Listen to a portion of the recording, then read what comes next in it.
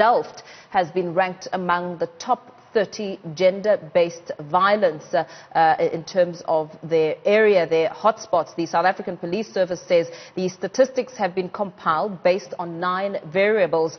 Newzroom Africa's Athi Mtongana is in Delft and joins us more for this on the story. Athi, a very good morning to you. These figures are quite frightening as we try and make sense of what could be fueling, what sort of factors are behind these very shocking statistics.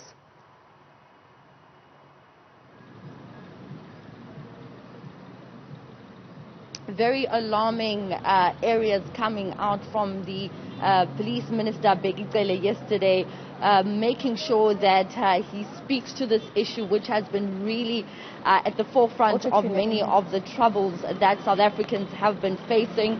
Of course, this announcement by the Minister of Police shortly coming after the pronouncements that were made by President Cyril Ramaphosa, ensuring South Africans that he has tasked different departments in the country to directly deal with gender-based violence. You may know that there is an inter-ministerial committee that has been tasked to deal with gender-based violence, and these communities that have been put up by the Minister of Police have been compiled not only by the South African Police. It's a collaborative effort from different departments within the South African government, which includes the Department of Social Development and the Department of Health.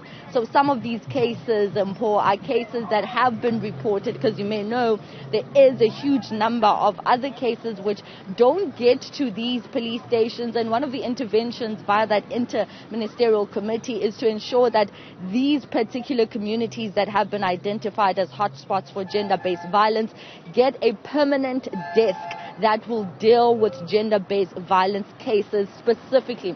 So if you were to come at any of these hotspots which have been identified at any of these police stations, you would have to then just go directly to a permanent desk with a police officer that is trained to directly deal with gender-based violence, because often a lot of victims complain about how police officers at police stations don't know how to directly deal with victims that come to report cases of gender-based violence. Now, speaking about those communities, I'd just like to name the top 10, so South Africans can be aware, because just speaking to people here in Delft, they're not aware that Delft has been dubbed and has been ranked number 1 in the country for the hotspots for gender-based violence. So what are these communities? Of course, Delft being number 1 right at the top, Mamelodi East coming in at number 2, Tembisa, Umlazi, Empangeni, Nyanga, which is another community here in Cape Town,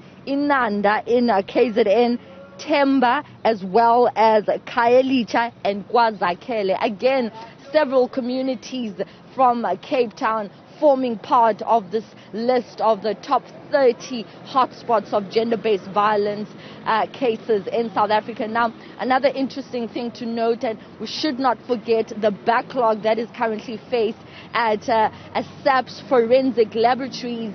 These cases are over 28,000 cases which are currently in backlog, which the police are trying to catch up to and trying to ensure that they speedily deal with them.